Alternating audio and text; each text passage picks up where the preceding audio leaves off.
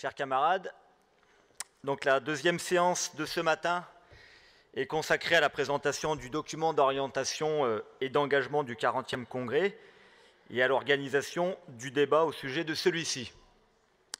Nous sommes toutes et tous très investis dans l'activité syndicale quotidienne, consistant à répondre aux problématiques concrètes des salariés et des syndiqués, ne laissant pas un millimètre de terrain au patronat, mais pour être plus efficace, plus précis, mieux coordonné et encore plus utile, nous avons pris le temps nécessaire à la préparation du Congrès fédéral à partir des réalités et du vécu.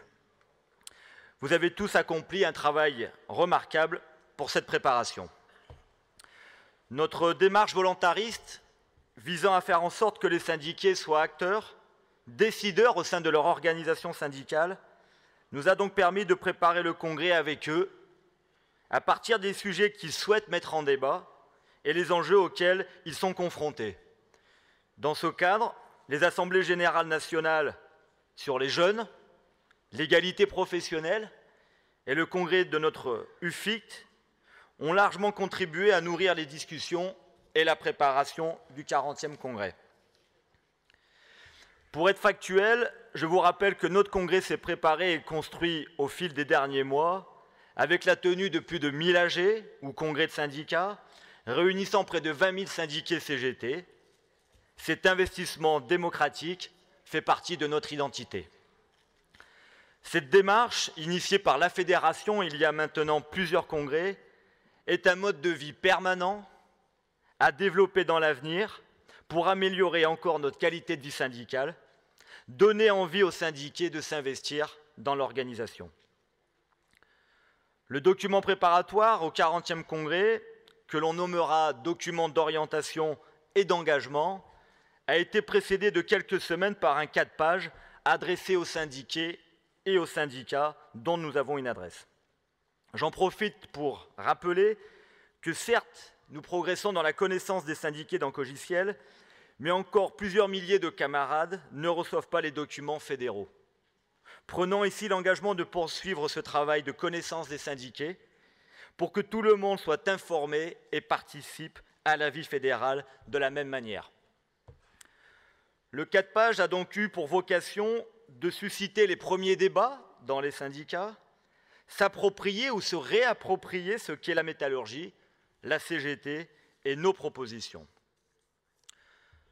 Le 4 pages a traité de la réalité du salariat de la métallurgie, les grands secteurs et filières, ainsi que celles rattachées à notre industrie. Au total, les effectifs s'élèvent à plus de 1 900 000 salariés en CDI. Le 4 pages a rappelé également que les industries de la métallurgie étaient créatrices de richesses, qu'elles représentaient un poids économique, industriel et social particulièrement élevé dans le pays. Le 4 pages pointait nos forces syndicales, la représentativité de la CGT dans l'ensemble des industries de la métallurgie, son évolution positive depuis plusieurs mois, mais aussi la nécessité de renforcer l'organisation pour élever un rapport de force durable. Le 4 pages faisait référence aux 3 résolutions du 50e congrès de la CGT. Ces résolutions sont notre bien commun à tous. Ces résolutions sont mises en œuvre dans nos organisations et notamment pour ce qui nous concerne par le prisme professionnel. Enfin, le 4 pages a traité de 2 grands thèmes qui font l'objet de débats, hier avec les tables rondes, c'est-à-dire notre travail interfédéral sur les questions industrielles et l'enjeu de la syndicalisation en direction des ingénieurs, cadres et techniciens. Ces 2 grands thèmes ont été particulièrement traités dans le document préparatoire, enrichis par les amendements déposés par les syndicats, qu'il nous faut adopter aujourd'hui et qui est donc, comme indiqué plus haut, un document d'orientation et d'engagement. Nous avons fait le choix pour ce congrès, mais comme les précédents, d'un document plus ramassé, qui ne soit pas un catalogue revendicatif, mais plutôt un document qui pointe nos forces et nos faiblesses dans la situation économique, industrielle, sociale actuelle. Les grands axes du document d'orientation portent sur la situation de la crise systémique dans laquelle nous sommes placés, le coût du capital et donc les inégalités sociales qui s'exacerbent. Dans le document, nous avons souhaité rappeler nos propositions en matière de salaire et qualification, notamment avec notre projet de grille, qui est la colonne vertébrale de notre convention collective nationale, dont nous faisons également référence, en rappelant aussi que nous avons construit dans les régions, nous l'avons construit aussi en région, en matière de journée d'études avec les syndiqués. À propos de notre projet de convention collective nationale, permettez-moi d'en rappeler brièvement les objectifs. Rassembler les salariés des industries de la métallurgie et lutter pour gagner des garanties collectives, c'est notre démarche. La nécessité d'unifier l'ensemble des salariés de la métallurgie nous a conduit il y a quelques années à proposer une convention collective nationale des salariés de la métallurgie. Pour parvenir à cet objectif revendicatif, le précédent congrès fédéral avait décidé d'une étape régionale à la construction de conventions et de garanties collectives de haut niveau. Dans toutes les régions, au cours du mandat précédent, la construction de projets de conventions collectives régionales a fait l'objet soit de journées d'études avec les syndiqués CGT pour s'en approprier le contenu, ou de supports revendicatifs, de tracts en direction des salariés. Nous avons donc commencé à mettre dans les mains des salariés ces projets revendicatifs nationaux ou régionaux pour qu'ils en débattent, les amendent et les faire vivre dans les luttes. Notre projet de convention collective nationale est un axe revendicatif fort de la fédération. Il méritait d'être rappelé dans le document d'orientation et d'engagement. Enfin, nous souhaitons également intégrer plus fortement les aspects revendicatifs des retraités dans nos propositions à l'échelle nationale ou régionale, notamment sur les questions d'autonomie et de couverture sociale, par exemple. Dans le document, nous avons souhaité consacrer une partie sur la réduction du temps de travail à la semaine, à l'année et sur la carrière professionnelle en lien avec l'amélioration des conditions de travail. En effet, cela a été dit à plusieurs reprises au cours des travaux du 40e Congrès fédéral, avec un taux de chômage d'un tel niveau, le partage du temps de travail entre tous est une nécessité économique et sociale urgente. La réduction du temps de travail est une lutte syndicale que mène la CGT depuis la révolution industrielle. Et le patronat dans la métallurgie a toujours eu l'obsession de lutter contre et de ne pas rémunérer le temps de travail à sa juste valeur. La réduction du temps de travail pour tous est une bataille des idées à mener dans les entreprises, auprès des salariés, comme celle sur le coût du capital, pour les amener à se déculpabiliser, si nécessaire, et à revendiquer une diminution de leur temps de travail. Enfin, la réduction du temps de travail à la semaine, à l'année ou sur la carrière professionnelle est un moyen efficace et durable pour supprimer le chômage qui ronge notre société et crée de la misère. La réduction du temps de travail pour l'ensemble des salariés de la métallurgie est donc un axe revendicatif fort pour la fédération. Nous avons reçu au total 44 amendements au document d'orientation et d'engagement. La commission amendement du 40e Congrès fera des propositions pour chacun d'entre eux.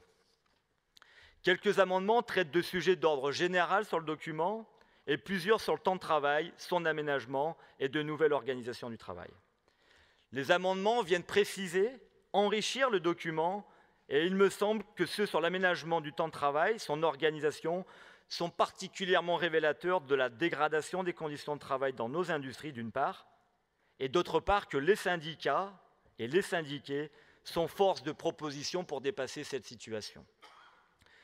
Les salariés sont de plus en plus demandeurs que l'on porte avec eux leurs exigences en matière d'organisation du travail à partir de leur vécu et des réalités auxquelles ils sont confrontés.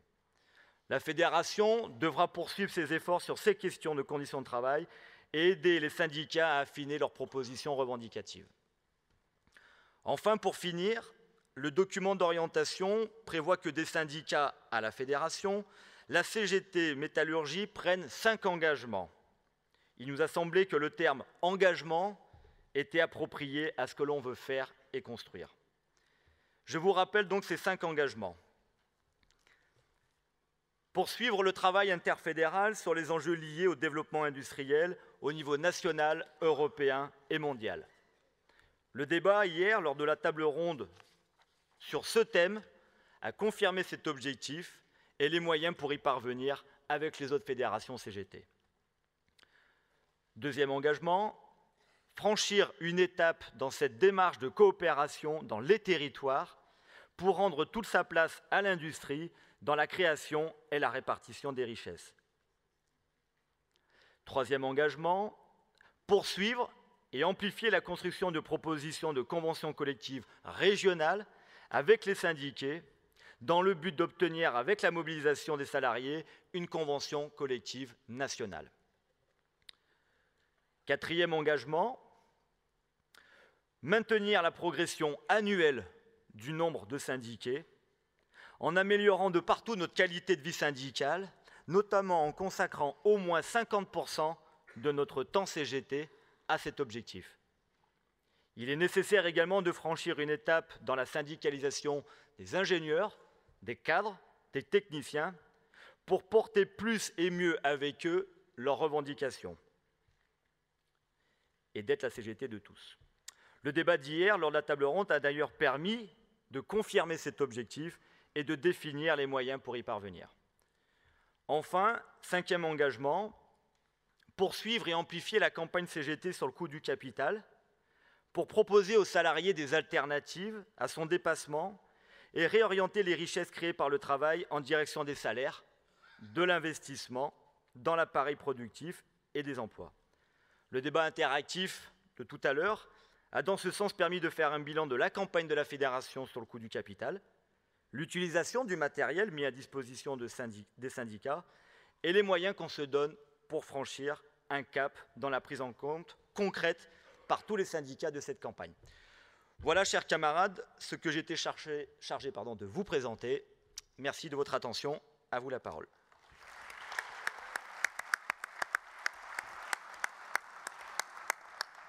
Merci Boris pour ton introduction. Donc je vous rappelle que les interventions dans la salle donc, seront de 3 minutes maximum et qui, conformément à ce qui a été décidé, donc avec des demandes d'intervention, avec les billets de couleur rose.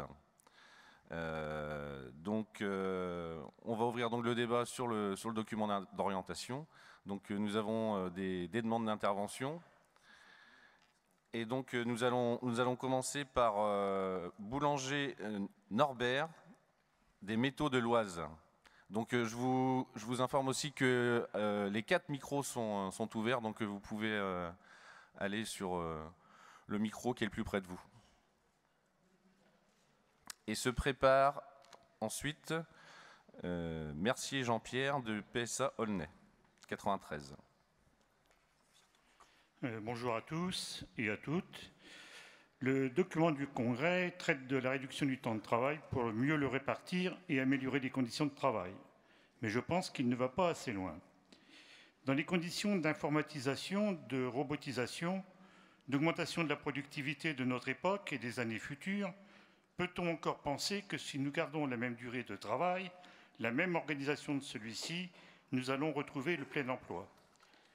Les travaux des champs, la transformation des matières premières, la manufacture des biens, le traitement des dossiers requéraient tous de la main-d'œuvre abondante. Cela a cessé d'être le cas. La machine a remplacé le travail humain dans les tâches dangereuses, fastidieuses et abrutissantes. Mais la machinisation est devenue ordinisation. Le robot remplace des salariés dans les tâches manuelles, le logiciel les remplace dans les tâches intellectuelles, et cela va aller de plus en plus vite dans ces domaines. Ainsi, sur les marchés financiers, les traders sont remplacés dans 50 à 60% des transactions par des logiciels qui peuvent effectuer 2000 opérations à la seconde. On parle d'humanoïdes dans l'automobile sur les chaînes de montage, en plus des robots, de voitures pilotées par des robots, etc. Depuis plusieurs années, il y a une sorte de baisse tendancielle du taux de travail, ayant pour cause la quantité de travail accumulée sous forme de capital en constante augmentation et la quantité de travail effective dans la production qui, elle, est en baisse constante. Dans les années 60, Le progrès nous faisait tous rêver.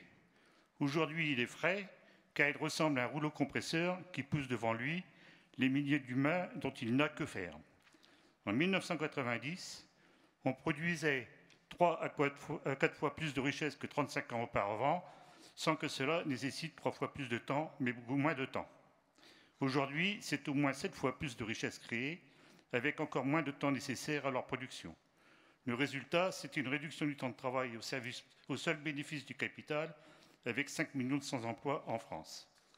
Compte tenu des avancées technologiques, informatiques, robotiques, se pose la question économique de quel est le temps de travail socialement nécessaire à notre époque pour satisfaire les besoins des populations et donner du travail à toutes et à tous sans perte de pouvoir d'achat. Si nous ne militons pas dans ce sens, notre système de protection sociale solidaire, santé et retraite, qui repose sur le travail, les salaires et l'emploi, sera en très grand danger d'implosion et de disparition au profit du système assurantiel pour celles et ceux qui en auront les moyens. Je vous remercie de votre attention.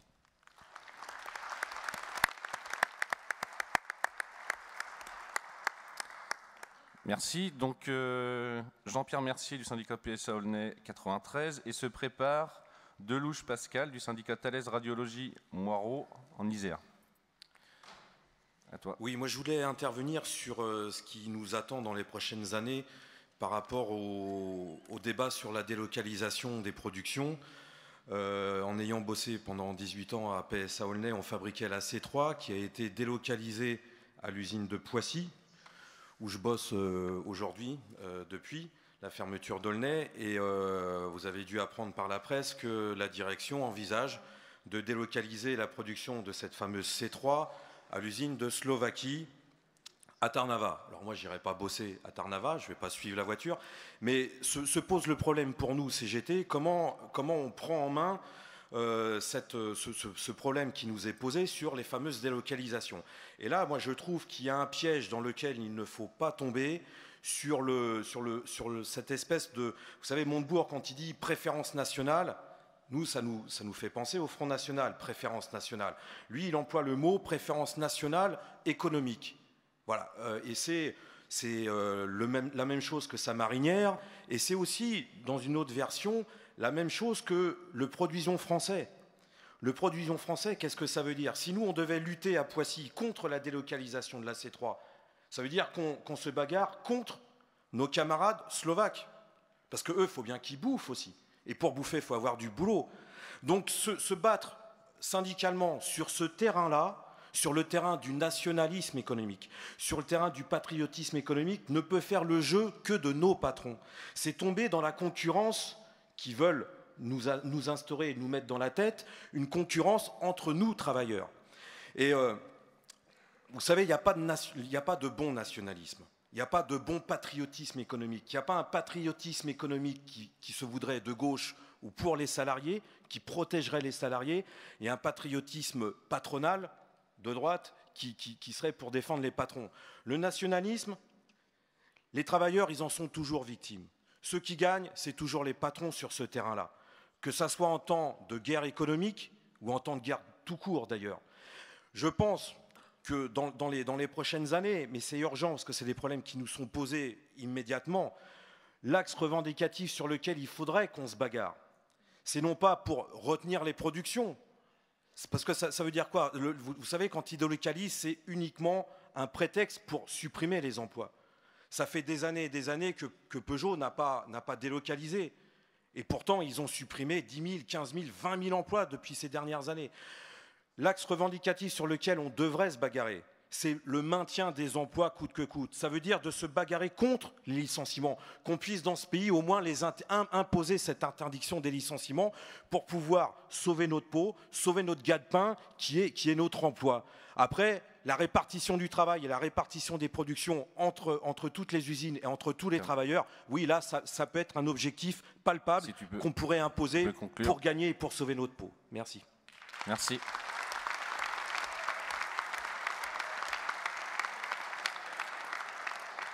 Maintenant, je vais passer la parole à Pascal Delouche. Voilà, c'est ça. Juste, si je peux juste annoncer la prochaine intervention. Gabrice Jérémy du syndicat SNWM, d'Asso Groupe FSD, département du Nord, se prépare. Merci. À toi. Bon, au niveau du document d'orientation, paragraphe 58, bon, il y a un truc qui me gêne quand même vraiment, c'est d'exiger que les gains de productivité réalisés dans les entreprises du groupe donnent lieu à une revalorisation salariale. Bon, nous, on est en ligne depuis quelques années. Le lean, c'est anxiogène, pathogène. Peut-on mettre un prix sur ça? Peut-on mettre un prix sur des suicides à Orange liés à l'intensification de la journée de travail? Moi, ça me dérange. Ce n'est pas la bonne revendication. Bon, ensuite, une réflexion que j'avais déjà faite au congrès de Reims et que je refais là, et je ne comprends pas que ça n'apparaisse toujours pas, c'est la retraite. Sur quel nombre d'annuités on se base pour la retraite à 60 ans? Je mets au défi ici, sur la base du document d'orientation, dans la salle, de trouver quelqu'un qui va me dire sur combien d'annuités on réclame la retraite à 60 ans. On sait être précis à certains moments. Bon, j'ai bien entendu que le document d'orientation, ce n'est pas une liste revendicative, mais quand même, c'est un minimum. Ensuite, au niveau des pensions et des retraites, c'est pareil. On l'indexe sur quoi? Sur les prix ou sur les salaires? Le document d'orientation n'y fait pas référence. C'est encore une réflexion que j'avais faite au congrès de Reims et qui ne trouve toujours pas de réponse dans le document d'orientation. Je vous mets au défi, sur la base de ce document d'orientation, d'aller voir les travailleurs et de répondre à leurs interrogations. Nombre d'annuités et pour les retraités, sur quelle base on va fixer leur retraite.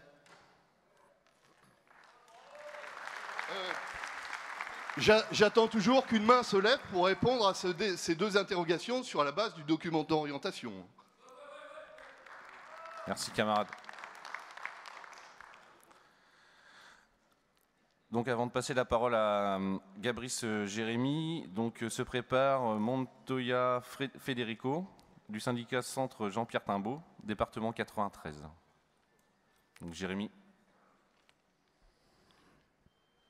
Mes camarades, nous ne pouvons nous satisfaire de l'ensemble du document d'orientation.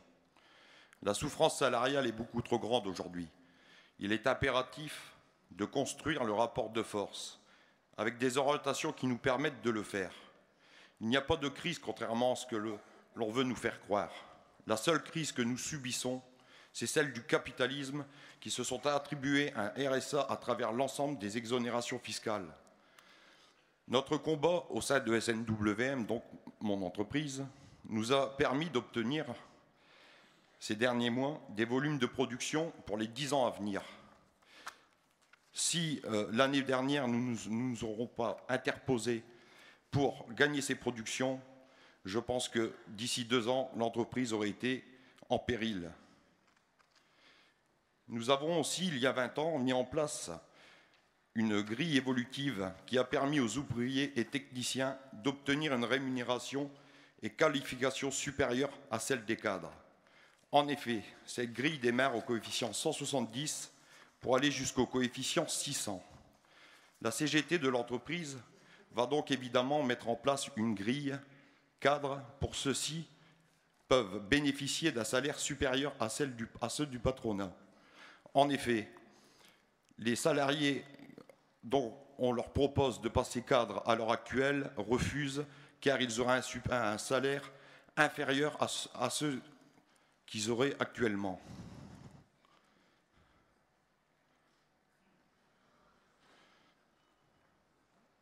Ensemble, construisons des orientations efficaces et objectives à l'image d'une CGT de lutte de classe.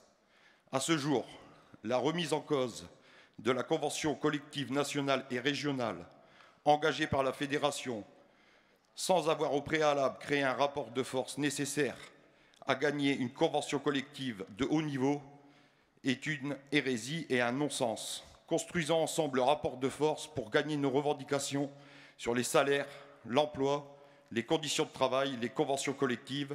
Cela doit être notre principale orientation. Vive la CGT!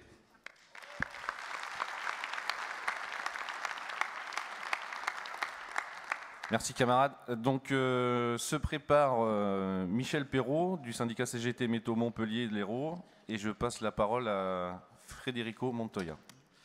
Bonjour camarades, Federico Montoya, secrétaire du syndicat du centre Jean-Pierre Timbaud, faisant partie de l'association Ambroise Croizat, œuvre sociale de la CGT, métallurgie.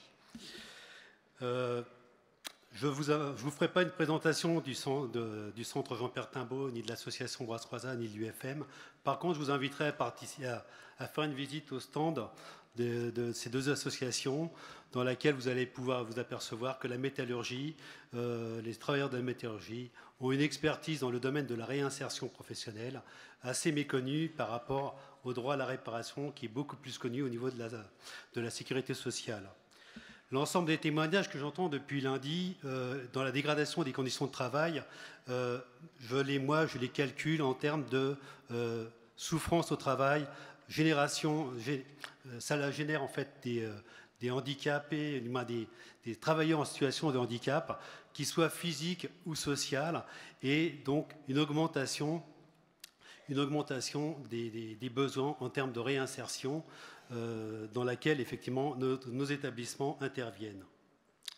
Les attaques dans ce domaine ne sont pas en dehors de ce qui se fait dans les attaques dans l'économique. Pourquoi remettre sur le marché du travail des travailleurs en situation de handicap alors qu'aujourd'hui on est incapable d'en donner à tous les valides? Donc du coup, tout ce qui est sanitaire, tout ce qui est médico-social est très attaqué sur les financements.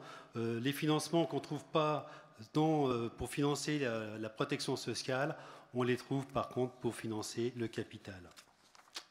Donc les attaques sont sur l'ensemble des rémunérations des stagiaires, dans lesquelles on essaie de les financer au minimum à 600 € pour suivre une formation. Les attaques sont aussi sur les filières d'orientation qui, si on ne connaît pas ces filières, ces possibilités de réinsertion, eh bien on ne les emprunte pas et on reste dans des situations de précarité. Notre tutelle l'AFPA, qui est un formidable outil de formation pour l'ensemble des travailleurs, a été cassée et aujourd'hui on se retrouve avec une privatisation de l'ensemble de la filière de formation. Les statuts de la filière aussi, la CCN 51 a été dénoncé par la FEAP, qui est en fait la filière patronale du secteur. Et Enfin, l'année dernière, nous avons eu une bataille d'exemplaires avec notre hôpital, l'hôpital métallurgiste Pierre Rouquiès, dans laquelle nous avons pu faire reculer. Aujourd'hui, c'est le centre Suzanne Masson, qui est un centre de formation professionnelle, dont les attaques de l'ARS, aujourd'hui, on leur demande de fonctionner avec 3 millions de moins. Et avant de clore, je vais saluer en fait mes camarades qui participent aujourd'hui à une grande manifestation devant le ministère, une manifestation qui va permettre, en tout cas c'est une première parce qu'il y en a, ça en nécessitera d'autres, pour effectivement défendre l'ensemble de la protection et de l'affiliation de la CGT dans ce domaine. Merci. Merci.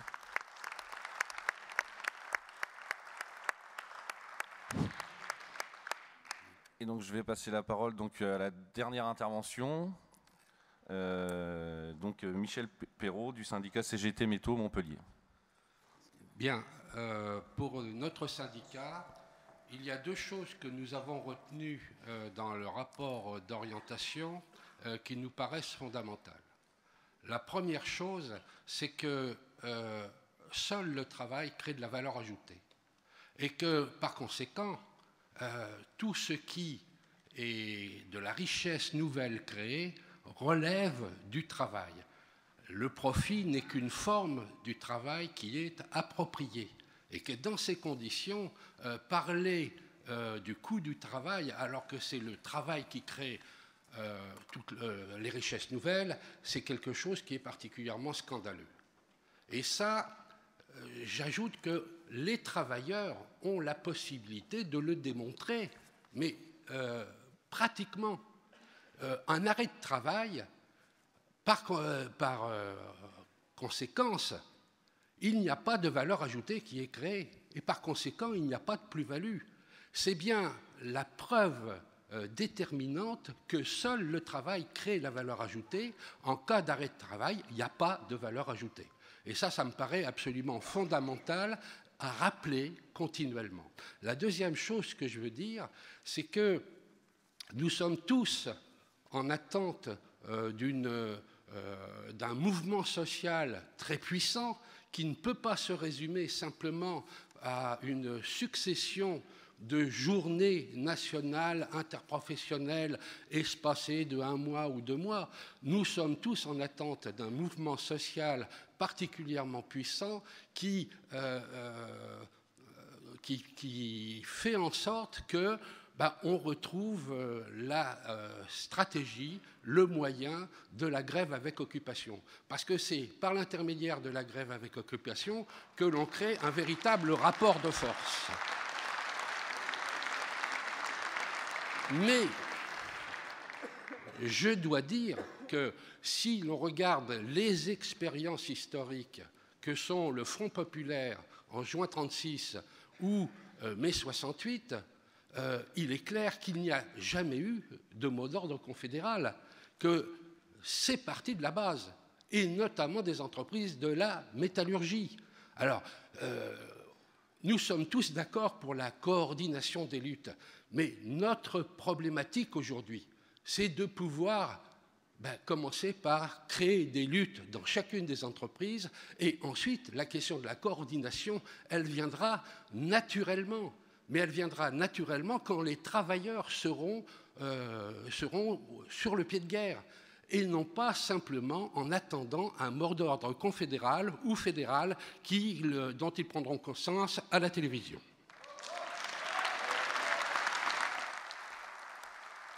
Merci. Merci camarades.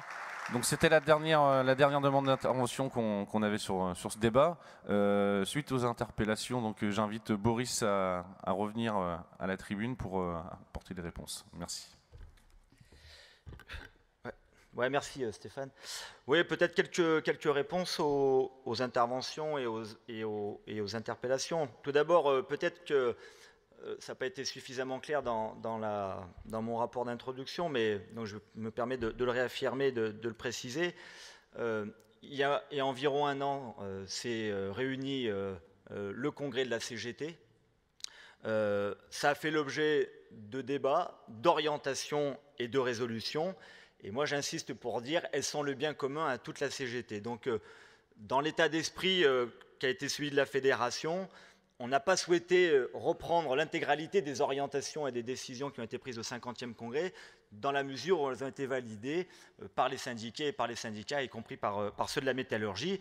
Et je rappelle également que la CGT possède 33 fiches repères revendicatifs. Elles sont là aussi le bien de toutes les organisations de la CGT. Il est inutile de les réécrire, puisqu'elles existent déjà.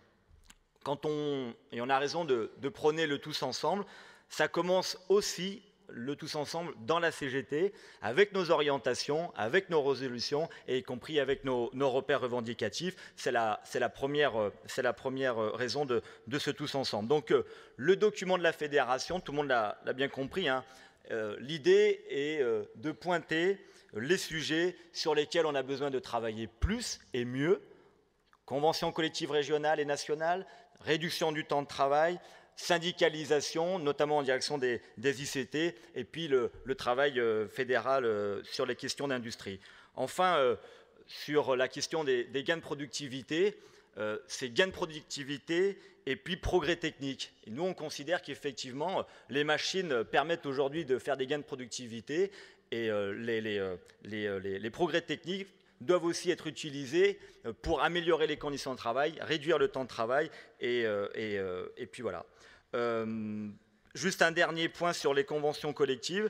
La construction des conventions collectives, qu'elles soient régionales ou qu'elles soient nationales, ce sont des perspectives, encore une fois, pour mobiliser les salariés et les faire lutter à partir de leur réalité de travail et de leur vécu. Voilà brièvement quelques éléments. Cet après-midi, on reviendra un peu plus précisément avec les amendements qui ont été déposés par les syndicats, qui sont venus pour beaucoup enrichir le document d'orientation et de résolution. D'ailleurs, il me semble que vous a été distribué tout à l'heure l'ensemble des amendements avec les propositions de la commission. Voilà quelques éléments de réponse. Encore une fois, voilà, hein, ça c'est le compte-rendu du 50e congrès de la Confédération. Il s'est tenu en mars 2013. Encore une fois, c'est le nôtre et on en fait, notre orientation et nos résolutions. Voilà, merci de votre attention.